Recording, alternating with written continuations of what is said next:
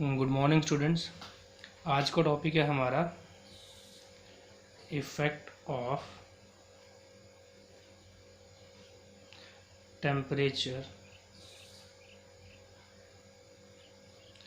On rate of reaction. ठीक है, आज का टॉपिक है effect of temperature on rate of reaction, कि टेम्परेचर किसी रिएक्शन के रेट को कैसे इफ़ेक्ट करता है। ठीक है, जनरली अगर हम बात करें तो किसी भी रिएक्शन का जो रेट है वो इंक्रीज़ करता है with the increase in temperature. ठीक है, जैसे जैसे हम लोग क्या करते हैं, किसी रिएक्शन के टेम्परेचर को बढ़ाते जाते हैं, उस रिएक्शन का जो रेट है वो क्या करता जाता है, इंक्रीज़ करता जाता है। ठीक है, एंड ऐसा देखा गया है कि for every 10 degree Celsius rise in temperature, ऐसा देखा गया है कि for every 10 degree rise in temperature the rate of the reaction becomes almost double। ऐसा देखा गया in most of the reactions में कि जब भी हम लोग किसी रिएक्शन के टेम्परेचर को 10 डिग्री सेल्सियस तक बढ़ाते हैं तो उसका जो रेट ऑफ रिएक्शन है वो लगभग डबल हो जाता है। मतलब मान के चलते हैं कि अगर कोई रिएक्शन हमारी 70 डिग्री सेल्सियस पे चल रही है, ठीक है, और उस समय मान लेते हैं कि उसका जो भी रेट होगा, मान लेते हैं कि उसका रेट R के बराबर है, तो अगर हम क्या करते हैं, इस टेम्परेचर को 10 डिग्री तक बढ़ा देते हैं, कितना 80 डिग्री सेल्सियस कर देते हैं, तो जो रेट है वो किसके बराबर हो जाता है, ट्वाइस ऑफ द R के बराबर। मतलब जब भी हम लोग क्या करते हैं, फॉर एवरी 10 डिग्री राइज, जैसे ही 10 डिग्री तक बढ़ाओगे तो मोस्ट ऑफ द रिएक्शन में रेट ऑफ द रिएक्शन क्या हो जाता है, डबल हो जाता है। जैसे यहाँ पर हमने 70 से 80 किया और रेट क्या हो गया, डबल। अब अगर आप 80 से 90 करोगे तो क्या होगा, ये रेट हो जाएगा 4R। मतलब जैसे जैसे 10 डिग्री बढ़ाते जाओगे रेट जो है वो लगभग डबल होता जाता है। तो कुछ रिएक्शंस में तो 3 गुना भी हो जाता है कई बार, कुछ रिएक्शंस में तो रेट जो है वो 10 डिग्री टेम्परेचर बढ़ाने पर ट्रिपल भी हो जाता है। ठीक है, अब अगर हम कोलिजन थ्योरी के अकॉर्डिंग बात करें, अकॉर्डिंग टू कोलिजन थ्योरी, अगर हम अकॉर्डिंग टू कोलिजन थ्योरी बात करें, मैं आपको कोलिजन थ्योरी का थोड़ा सा शॉर्ट में बता देता हूँ। कोलिजन थ्योरी बेसिकली क्या कहती है कि कोई भी केमिकल रिएक्शन में प्रोडक्ट तब बनते हैं जब आपके रिएक्टिंग मॉलिक्यूल क्या करते हैं, आपस में कोलाइड करते हैं। ठीक है, जब भी वो कोलाइड करेंगे तभी क्या होगा, उनके बीच में कोई केमिकल रिएक्शन होगी और वो प्रोडक्ट फॉर्मेशन करेंगे। लेकिन कोलिजन की भी एक कंडीशन रखी गई है कि जो कोलिजन है वो क्या होने चाहिए, इफ़ेक्टिव होने चाहिए।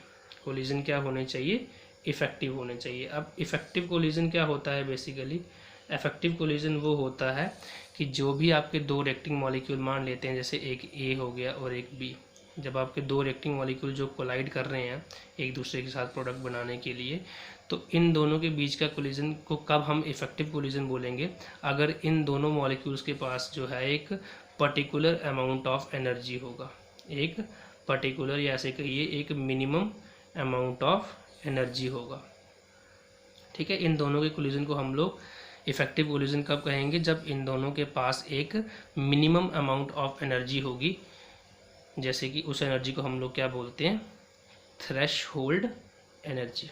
ठीक है, इन दोनों के बीच के कोलिजन को इफ़ेक्टिव कोलिजन तब माना जाएगा जब इन दोनों के पास, जब ये टकरा रहे हैं, जब ये कोलाइड कर रहे हैं, तो इनके पास एक मिनिमम अमाउंट ऑफ एनर्जी होना चाहिए और उस एनर्जी को हम लोग क्या बोलते हैं, थ्रेशहोल्ड एनर्जी। अगर इतनी एनर्जी इन दोनों के पास होगी तभी इनके कोलिजन को इफ़ेक्टिव माना जाएगा। मतलब वो क्या करेंगे, प्रोडक्ट फॉर्मेशन करेंगे। इफ़ेक्टिव कोलिजन जो होते हैं वही प्रोडक्ट फॉर्मेशन करते हैं।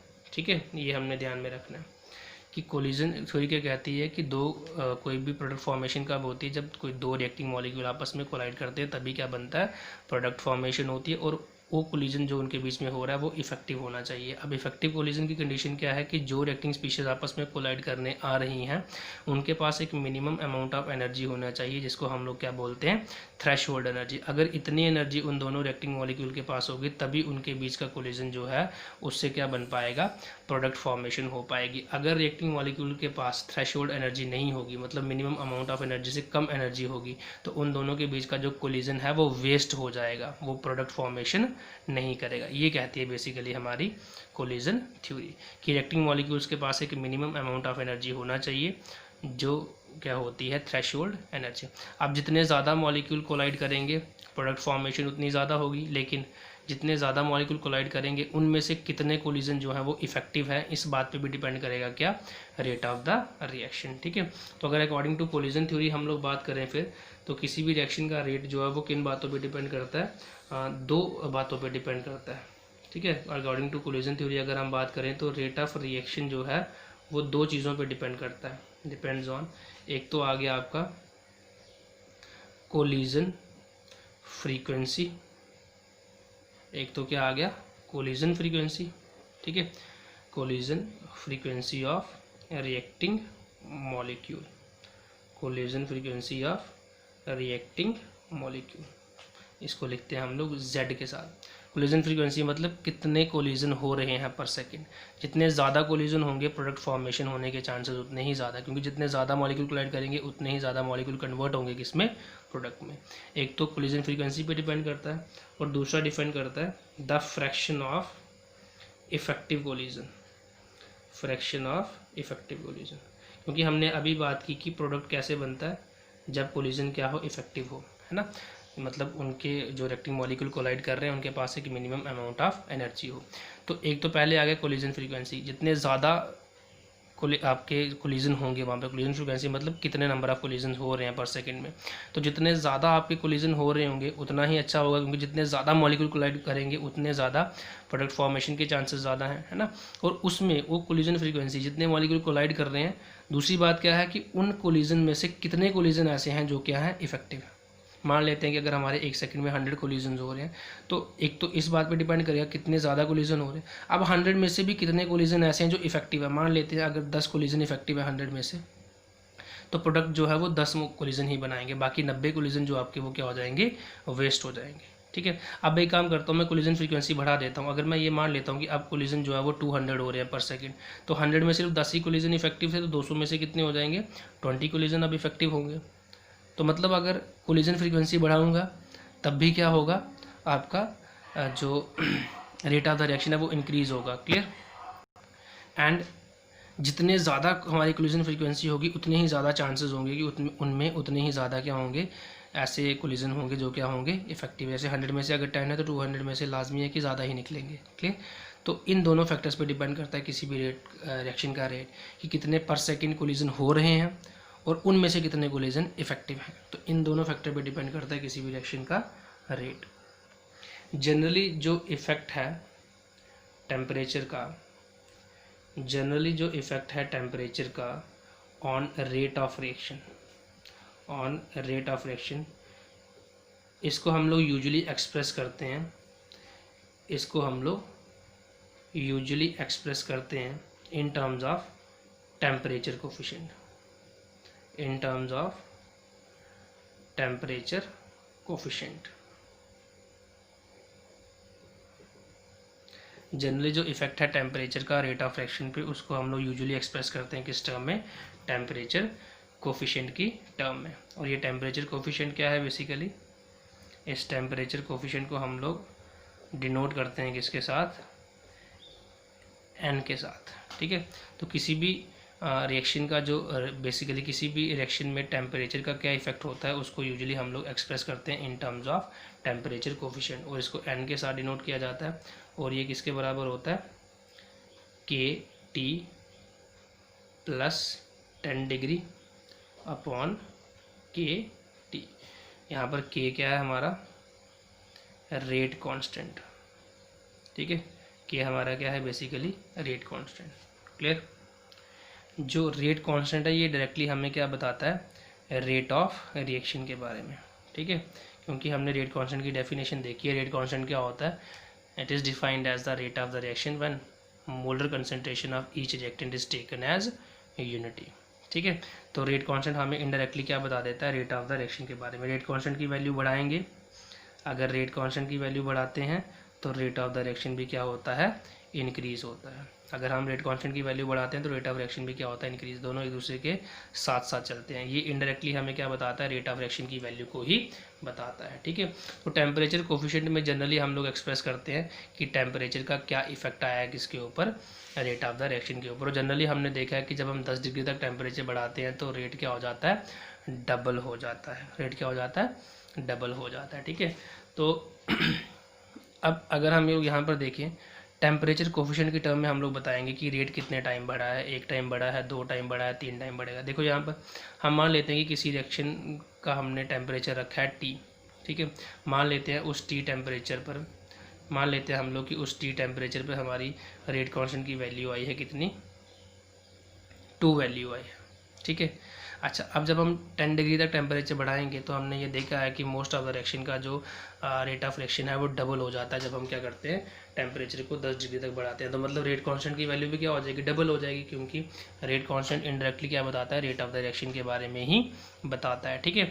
तो अगर मान लेते हैं हम लोग कि किसी एक टेम्परेचर पर रेट कांस्टेंट की वैल्यू 2 है, तो जब 10 डिग्री हमने बढ़ाया तो यहाँ पर वैल्यू कितनी हो जाएगी, 4 हो जाएगी रेट कांस्टेंट की।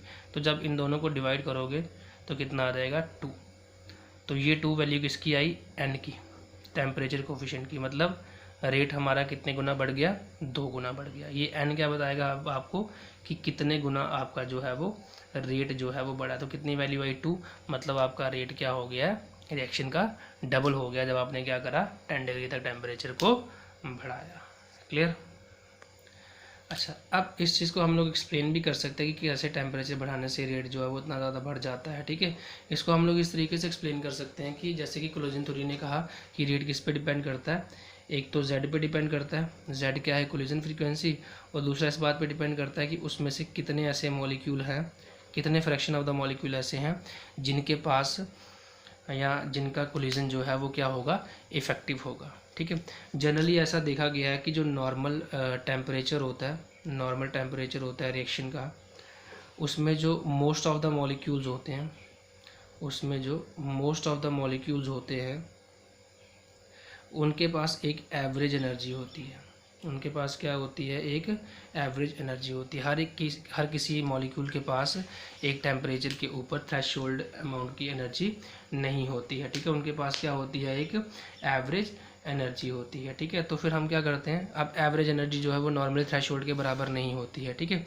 तो जब हम लोग क्या करते हैं, बाहर से टेम्परेचर देते हैं तो मॉलिक्यूल्स क्या करते हैं, एनर्जी को गेन करना स्टार्ट कर देते हैं। ठीक है। जब वो मॉलिक्यूल एनर्जी को गेन करना स्टार्ट करेंगे तो उनकी जो स्पीड है वो इंक्रीज़ होगी मॉलिक्यूल्स की, है ना। जब हम टेम्परेचर बढ़ाएंगे तो क्या होगा, मॉलिक्यूल्स की स्पीड जो होगी वो क्या होगी, इंक्रीज़ होगी। अच्छा, जब स्पीड इंक्रीज़ होगी तो नंबर ऑफ़ कोलिजन जो है वो क्या होंगे, वो भी इंक्रीज़ होंगे, है ना। जब स्पीड बढ़ेगी मॉलिक्यूल तो ज़्यादा स्पीड से आएंगे और नंबर ऑफ़ कोलिजन पर सेकंड क्या होंगे, इंक्रीज़ हो जाएंगे। अच्छा, अब जब नंबर ऑफ़ कोलिजन पर सेकंड इंक्रीज़ होंगे तो उनमें से जो फ्रैक्शन ऑफ मॉलिक्यूल है जिनके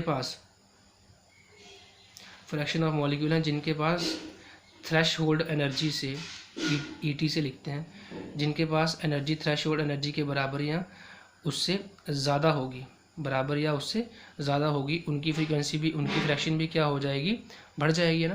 क्योंकि जब टेम्परेचर बढ़ाएंगे, नॉर्मली टेम्परेचर पर सभी मॉलिक्यूल्स के पास एवरेज एनर्जी होती है, थ्रेशोल्ड एनर्जी वाले मॉलिक्यूल बड़े कम होते हैं। लेकिन जब भी हम लोग क्या करेंगे, टेम्परेचर बढ़ाएंगे तो मॉलिक्यूल की स्पीड बढ़ेगी, क्योंकि मॉलिक्यूल एनर्जी को अब्जॉर्ब करेंगे। अच्छा, अब जब उनकी स्पीड बढ़ेगी तो नंबर ऑफ़ कोलिजन बढ़ेंगे। अब जब नंबर ऑफ़ कोलिजन बढ़ेंगे तो क्या होगा, फ्रैक्शन ऑफ मॉलिक्यूल जिनके पास थ्रेशोल्ड एनर्जी से ज़्यादा एनर्जी है वो भी क्या हो जाएंगे, इंक्रीज़ हो जाएंगे। तो ऑब्वियसली जब ऐसे फ्रैक्शन ऑफ मॉलिक्यूल बढ़ेंगे जिनके पास थ्रेशोल्ड एनर्जी या उससे ज़्यादा एनर्जी होगी, तो उनके बीच का जब कोलिजन होगा तो प्रोडक्ट फॉर्मेशन भी क्या हो जाएगी, बढ़ जाएगी ना। क्योंकि अगर ऐसे मॉलिक्यूल बढ़ेंगे जिनके पास थ्रेशोल्ड एनर्जी है तो ऑब्वियसली जब थ्रेशोल्ड एनर्जी वाले मॉलिक्यूल कोलाइड करेंगे तो वो क्या बनाएंगे, प्रोडक्ट बनाएंगे। तो मतलब प्रोडक्ट फॉर्मेशन भी इंक्रीज़ होगी, और अगर प्रोडक्ट फॉर्मेशन इंक्रीज़ होगी तो रेट ऑफ द रिएक्शन भी क्या हो जाएगा, इंक्रीज़ हो जाएगा। तो मतलब टेम्परेचर बढ़ाने से क्या होता है, स्पीड बढ़ती है, स्पीड से कोलिजन बढ़ते हैं, कोलिजन बढ़ेंगे तो उससे ऐसे फ्रैक्शन ऑफ मॉलिक्यूल भी बढ़ेंगे जिनके पास थ्रेशोल्ड एनर्जी होगी। तो जब थ्रेशोल्ड एनर्जी वाले मॉलिक्यूल बढ़ेंगे तो जब वो कोलाइड करेंगे आपस में तो क्या होगा, प्रोडक्ट फॉर्मेशन, तो रेट ऑफ रिएक्शन क्या हो जाएगा, इंक्रीज हो जाएगा। क्लियर। इस कंडीशन को हम लोग ग्राफिकली भी देख सकते हैं, हम लोग ग्राफ बना के भी इसको देख सकते हैं। जैसे इस साइड बना लेता हूँ मैं, ये मान लिया मैंने कि ये एक्सिस आ गई किसकी, फ्रैक्शन ऑफ मॉलिक्यूल्स की, ठीक है। ये एक्सिस आ गई किसकी, फ्रैक्शन ऑफ मॉलिक्यूल, और ये एक्सिस आ गई किसकी, एनर्जी की, ठीक है। ये आ गई एनर्जी। मैं इस एक्सिस के ऊपर एक पॉइंट मार्क कर लेता हूँ। मैंने एक पॉइंट मार्क कर लिया ए। मैंने मान लिया कि ये पॉइंट क्या है, मेरा थ्रेशोल्ड एनर्जी का है। ये पॉइंट किसका है, ईटी का। मतलब ये एनर्जी कितनी है, थ्रेशोल्ड एनर्जी। मतलब अगर किसी मॉलिक्यूल को प्रोडक्ट बनाना है कोलिजन करके, तो उसके पास इतनी एनर्जी होना ज़रूरी है। जब मैंने टेम्परेचर नॉर्मल रखा था कितना, टी, तो ऐसे ही कुछ कर्व देखने को मिली मुझे, ठीक है। जब मैंने टेम्परेचर कितना रखा था, ये टी डिग्री जब मैंने टेम्परेचर रखा था, तो मुझे ऐसी कुछ कर्व देखने को मिली। अगर इस पॉइंट को मैं मान लेता हूँ बी, और अगर इस पोर्शन को मैं शेड कर दूँ और इसको मान लूँ सी और इसको मान लूँ डी, तो ये एक पोर्शन बन जाएगा ना। इस पोर्शन को मैंने सिलेक्ट कर लिया। अब देखो ये वो एनर्जी लेवल है जो क्या है, थ्रेशोल्ड का है। मतलब ये मैंने एनर्जी किसके बराबर मानी है, थ्रेशोल्ड के बराबर। मतलब अगर किसी मॉलिक्यूल्स के पास इतनी एनर्जी होगी तभी उनका कोलिजन क्या कर पाएगा, प्रोडक्ट को फॉर्म कर पाएगा, तभी क्या हो पाएगा, इससे प्रोडक्ट फॉर्मेशन हो पाएगी। इतनी एनर्जी चाहिए कम से कम मॉलिक्यूल्स की। तो जब मैंने ग्राफ बनाया टी डिग्री के सेल्सियस के ऊपर, तो फ्रैक्शन ऑफ मॉलिक्यूल मेरे पास क्या, सिर्फ इतने ही फ्रैक्शन ऑफ मॉलिक्यूल थे मेरे पास जिनके पास एनर्जी क्या थी, या तो थ्रेशोल्ड के बराबर या उससे ज़्यादा। मतलब यही जो मॉलिक्यूल्स हैं यही क्या करेंगे, प्रोडक्ट फॉर्मेशन करेंगे। क्लियर, क्योंकि मैंने मान लिया कि ये एनर्जी किसके बराबर, थ्रेशोल्ड के बराबर। तो इसके बराबर या इससे ज़्यादा होगी तभी क्या होगी, प्रोडक्ट फॉर्मेशन होगी। तो उस केस में मेरे पास कितने फ्रैक्शन ऑफ मॉलिक्यूल हैं, सिर्फ इतने फ्रैक्शन ऑफ मॉलिक्यूल है। जो शेडेड एरिया से आपको दिख रहा है, यही मेरे पास क्या है, फ्रैक्शन ऑफ मॉलिक्यूल है जिनके पास क्या है, एनर्जी इक्वल टू और greater than threshold energy. Clear. अच्छा, अब मैंने क्या करा, एक चीज़ इसमें इंपॉर्टेंट हो रहा है। अगर हम देखें इस टी डिग्री पे मोस्ट ऑफ द मॉलिक्यूल्स के पास, देखो सबसे ज़्यादा मॉलिक्यूल कहाँ पे है, इस पॉइंट पे है। तो मोस्ट ऑफ द मॉलिक्यूल्स के पास कौन सी एनर्जी है, ये वाली एनर्जी है ना। अगर हम ग्राफ के साथ कंपेयर करके देखें, ग्राफिकल रिप्रेजेंटेशन देखें, तो टी डिग्री सेल्सियस पे ये पॉइंट है, ये सबसे ज़्यादा फ्रैक्शन ऑफ मॉलिक्यूल्स है। मतलब सबसे ज़्यादा जो फ्रैक्शन ऑफ मॉलिक्यूल है वो यही इस पीक पे दिख रहे हैं हमें। और जो सबसे ज़्यादा फ्रैक्शन ऑफ मॉलिक्यूल्स हैं उनके पास कौन सी एनर्जी है, ये। क्योंकि जो कर्व का टॉप है उसमें फ्रैक्शन ऑफ मॉलिक्यूल सबसे ज़्यादा है, तो मतलब इस पॉइंट पे फ्रैक्शन ऑफ मॉलिक्यूल सबसे ज़्यादा होंगे। और इस पॉइंट पे जो फ्रैक्शन ऑफ मॉलिक्यूल्स हैं उनके पास कौन सी एनर्जी है, ये वाली एनर्जी। तो मतलब this is called the average energy. ये कौन सी एनर्जी होगी, एवरेज एनर्जी। मतलब किसी टेम्परेचर पर मोस्ट ऑफ द मॉलिक्यूल्स के पास क्या होती है, एवरेज एनर्जी। क्लियर। और वो एनर्जी ये है। अब मैंने क्या किया, जब मैंने टेम्परेचर को बढ़ाया 10 डिग्री तक, तो कर्व कुछ मुझे इस तरीके की दिखी, कर्व कुछ इस तरीके की आई, ठीक है। अब मैंने देखा कि जो मोस्ट ऑफ द मॉलिक्यूल्स हैं, मोस्ट ऑफ द जो मॉलिक्यूल्स हैं उनके पास ये वाली एनर्जी है। तो जब मैंने 10 डिग्री तक बढ़ा दिया टेम्परेचर, जब मैंने 10 डिग्री तक टेम्परेचर को बढ़ा दिया, तो मोस्ट ऑफ द मॉलिक्यूल जिनके पास मतलब मोस्ट ऑफ द मॉलिक्यूल के पास एनर्जी कौन सी थी, ये वाली। तो टी प्लस 10 डिग्री सेल्सियस के लिए जो एवरेज एनर्जी थी वो ये बन गई। क्लियर। लेकिन मैंने क्या देखा कि जब मैंने टेम्परेचर बढ़ाया, तो अब ये वाली थ्रेशोल्ड एनर्जी है ना, तो इसके कॉरस्पॉन्डिंग लगाओ पॉइंट। अब शेडेड पोर्शन कौन सा हो गया, ये सारा वाला। तो इसके कॉरस्पॉन्डिंग जब लाइन बनाओगे तो ये बनेगी। तो मतलब जब मैंने 10 डिग्री तक बढ़ाया, तो देखिए मेरे पास फ्रैक्शन ऑफ मॉलिक्यूल लगभग कितने हो गए, डबल हो गए, जिनके पास एनर्जी थ्रेशोल्ड या उसके बराबर या उससे ज़्यादा थी। देखिए अब इस पोर्शन को मैं अगर डी नाम दे दूँ और इस पॉइंट को ई दे दूँ, तो अब मेरे पास ये पोर्शन है, कौन सा, ए बी डी ई। ये सारा पोर्शन क्या रिप्रेजेंट कर रहा है, उन फ्रैक्शन ऑफ मॉलिक्यूल्स को जिनके पास क्या है, एनर्जी इक्वल टू और ग्रेटर देन थ्रेशोल्ड एनर्जी। तो देखो जब टी डिग्री सेल्सियस टेम्परेचर था तो सिर्फ हमारे पास यही पोर्शन था, ए बी सी डी। लेकिन जब हमने 10 डिग्री तक बढ़ाया तो देखो फ्रैक्शन ऑफ मॉलिक्यूल लगभग क्या हो गए, डबल हो गए।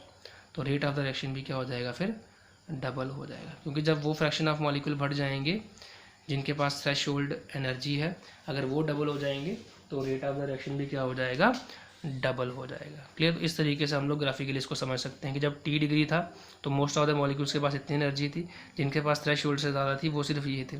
जब हमने 10 डिग्री बढ़ाया तो मोस्ट ऑफ द मॉलिक्यूल्स के पास एवरेज एनर्जी कितनी थी? इतनी थी। और वो फ्रैक्शन ऑफ मॉलिक्यूल जिनके पास थ्रेशोल्ड एनर्जी थी वो पोर्शन भी आपका इंक्रीज़ हो गया। तो टेम्परेचर बढ़ाने से ऐसे मॉलिक्यूल जिनकी एनर्जी थ्रेशोल्ड के बराबर होती है वो भी बढ़ते हैं, मतलब मॉलिक्यूल एनर्जी को अब्जॉर्ब करके अपनी एनर्जी को थ्रेशोल्ड के बराबर कर देते हैं, और वो जो एवरेज एनर्जी होती है मॉलिक्यूल की वो भी इंक्रीज़ हो जाती है। ये देखो, पहले एवरेज एनर्जी इतनी थी, अब टेम्परेचर बढ़ाने पर एवरेज एनर्जी इतनी आ गई, मतलब जो मोस्ट ऑफ द मॉलिक्यूल्स के पास होती है उसको एवरेज एनर्जी बोलते हैं। क्लियर? तो एवरेज एनर्जी भी बढ़ती है और वो फ्रैक्शन ऑफ मॉलिक्यूल भी बढ़ जाते हैं जिनके पास एनर्जी किसके बराबर हो जाती है? थ्रेशोल्ड के बराबर। This is how a rate of reaction become double on every 10 degree rise in the temperature. Thank you very much.